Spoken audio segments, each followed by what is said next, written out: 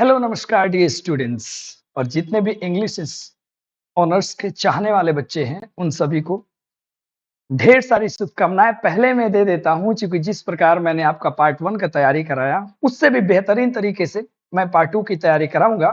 इसमें ढेर सारी सरप्राइजेस भी है जिसको हम लोग आगे समझेंगे।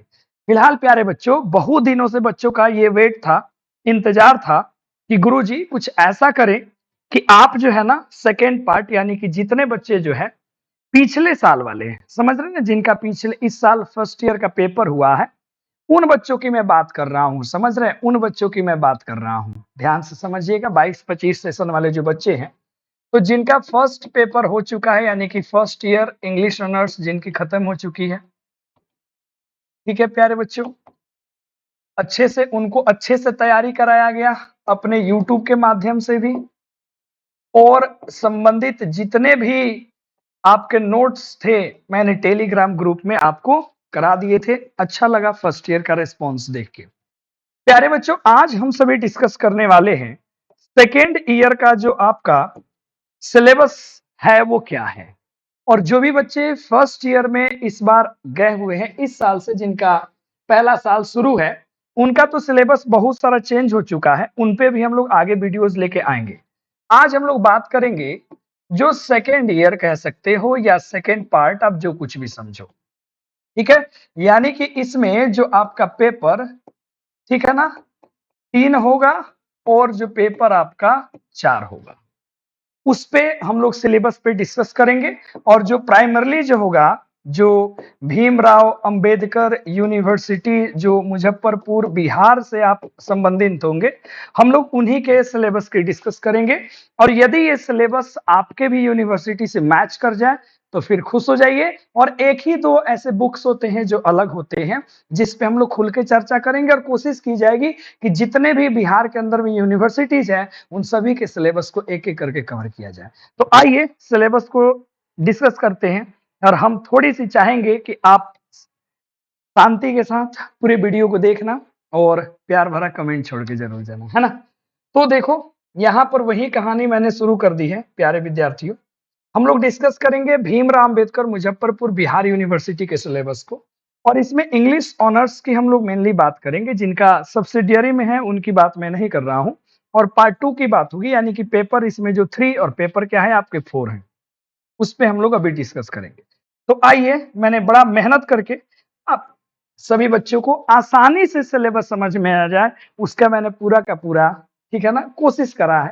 कि देखो, ऐसे भी पता चलता है कि बिहार में यूनिवर्सिटी लेवल के इंग्लिश पढ़ाने वाले टीचर्स की बहुत कमी है यूट्यूब ऑनलाइन प्लेटफॉर्म पे।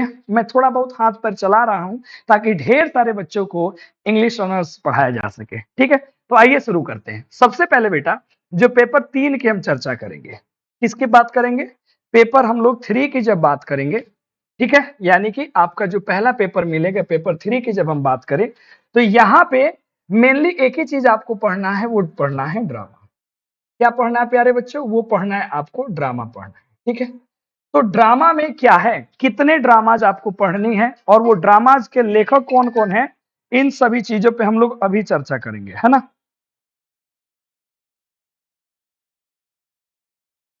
चलिए देखिए, तो सबसे पहले कुछ ड्रामेटिस्ट हैं, उनका नाम जान लेते हैं। क्रिस्टोफस मार्लेवी, आप अच्छे से जानते हैं। आओ कलम का कलर कोई और ले लिया जाए ताकि आपको अच्छे से दिखाई दे, ठीक है प्यारे बच्चों।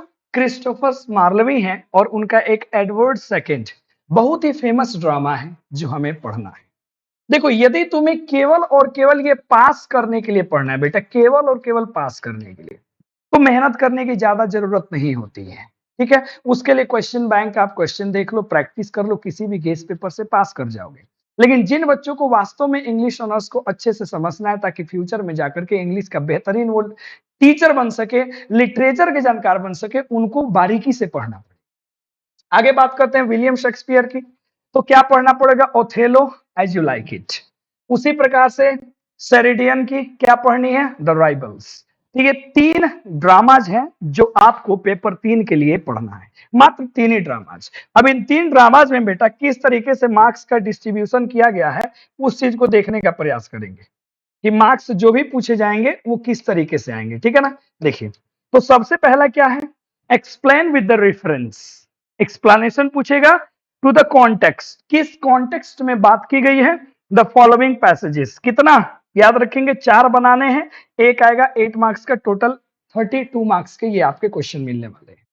यहां हमेशा 4 क्वेश्चंस आपको सॉल्व करने हैं और सभी क्वेश्चन में और दिया रहता है, सभी में और, उसमें से एक बनाने हैं, कुल मिलाकर के 4 सॉल्व करने हैं, 8 मार्क्स के एक होते हैं, 32 मार्क्स के ये हो गए। बड़ा इजी सिलेबस है। और क्रिटिकल क्वेश्चंस यानी कि जितने भी आप ये ड्रामाज पढ़ेंगे, इन ड्रामा से रिलेटेड हो सकता है, किसी के कैरेक्टर के बारे में पूछ दें, ठीक है ना, डिस्कशन पूछ दें, कोई जो है मान लीजिए ट्रेजेडी है तो वो ड्रामा ट्रेजेडी कैसे है, रोमांटिक है तो रोमांटिक कैसे है, and lots of questions may be asked. Okay my dear students, so ये क्रिटिकल क्वेश्चंस 17 मार्क्स के होते हैं और ये भी आपको 4 बनाने हैं। तो ये हो गया टोटल 68, यानी कि ओवरऑल देख लो 68 इधर और इधर में तुम्हारा 32 हो गया, 100 मार्क्स हो गए।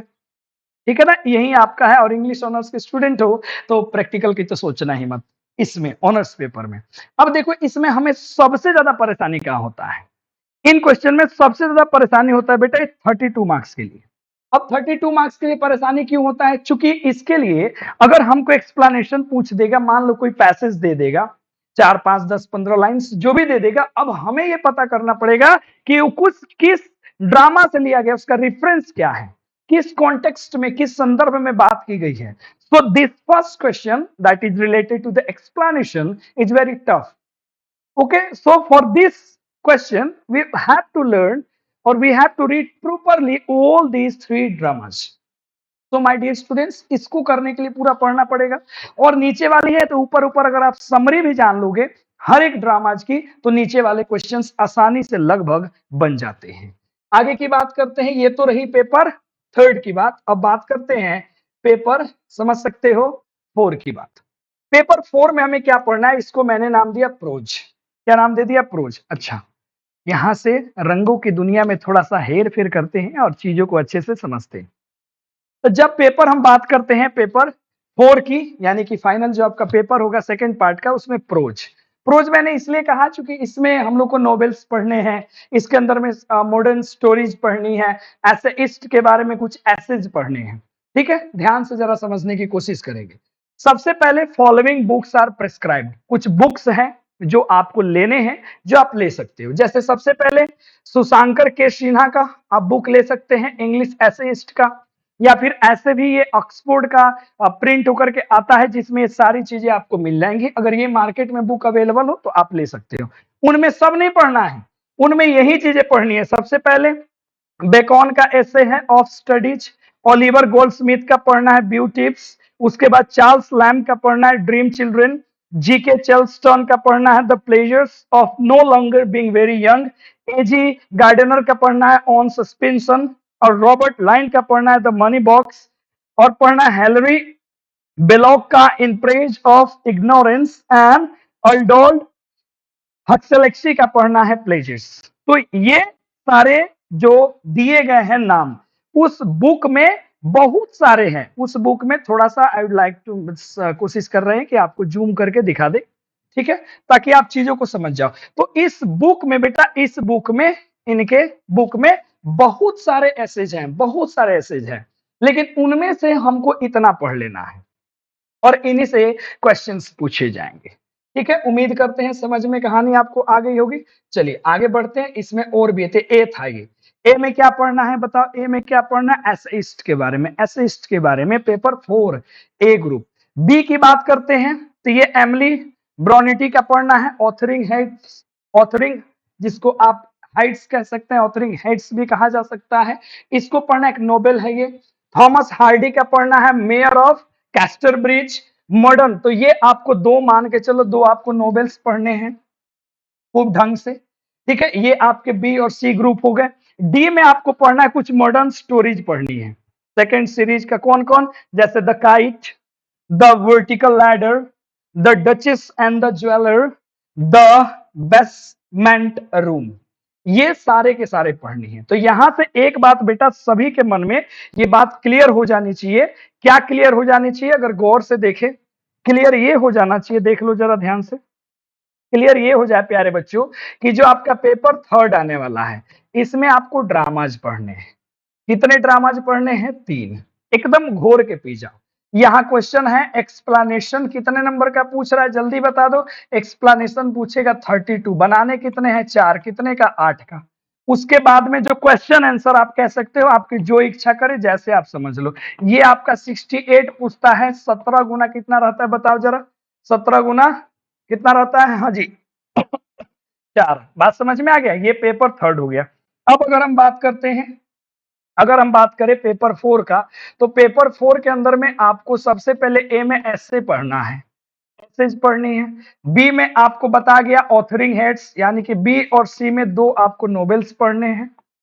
और उसके बाद में डी ग्रुप में आपको शॉर्ट स्टोरीज पढ़नी है, मॉडर्न शॉर्ट स्टोरीज। ये एकदम याद कर लो भैया, तभी जाकर के सिलेबस को समझने में कोई दिक्कत परेशानी नहीं आने वाली है प्यारे बंधुओं।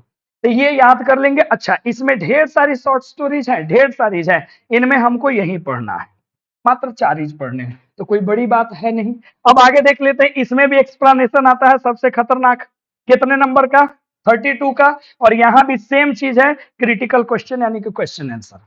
तो ओवरऑल मार्क्स का जो डिस्ट्रीब्यूशन है वो सेम ही है, कोई दिक्कत परेशानी नहीं है। लेकिन सबसे ज्यादा परेशानी होने वाली है हमारे बच्चों को एक्सप्लेनेशन करने में, है ना। पिछले फर्स्ट ईयर का जब मैं करा रहा था तो बहुत सारे बच्चे बोले थे सर इसको बता दीजिए कैसे बनेगा। तो भैया मेरे एक्सप्लेनेशन बनाने के लिए आपको पूरा बुक के गो थ्रू जाना पड़ेगा, तब समझ में आएगा कि कौन सा जो पैसेज है, कौन सा जो लाइन है वो कहां से लिया गया है, किस कॉन्टेक्स्ट में बात की गई है। तो ओवरऑल सारा चीज आपको लेना पड़ेगा, तभी जाकर के एक्सप्लेनेशन बनेगा। तो मैं प्यारे बच्चों उम्मीद करता हूं कि आपको समझ में आ गया होगा कि पेपर 3 में एक बार ओवरलुक कर लो, ये सारी चीजें पढ़नी है, और एक बार ये कर लो पेपर 4 में हमें ये पढ़ना है। तो उम्मीद करते हैं ये वीडियो आपके बहुत ही काम की होगी।